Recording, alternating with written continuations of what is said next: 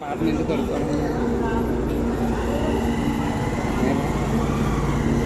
మనం తినేటువంటి దెబ్బలు మన అనారోగ్యం బైబిల్ ఏముందంటే ఆయన పొందిన దెబ్బలు స్టోర్ గట్ట చేయగానే స్టోర్లు గట్ట చేయగలండి వీడియోలు గట్ట దేంట్లో కట్టట్టుగా అంటున్నాను నా మాటేమో.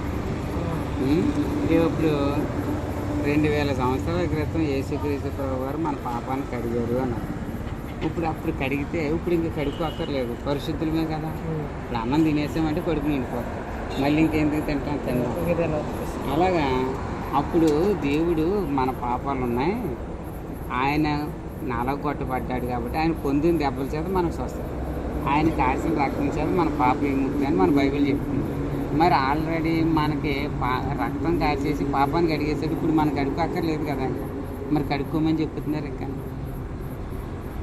అంటే ఏదో తేడా ఉంది. దేవుడు ఏమంటున్నాడంటే 2వ గ్రంథం 7:14 ఈ మనుషుల్లో తమను తాము తగ్గించుకొని ప్రార్థన చేస్తే ఆకాశంలోంచి దేవుడు నీ ప్రార్థన విని నీ పాపములు క్షమించి నిన్ను స్వస్థపరుస్తాడు. ఎక్సలెంట్. నేను బ్రతికించేవాడును, మృతి చెందించేవాడును, నేను ప్రకటించేవాడును, నేను ద్వితీయోపదేశకాండం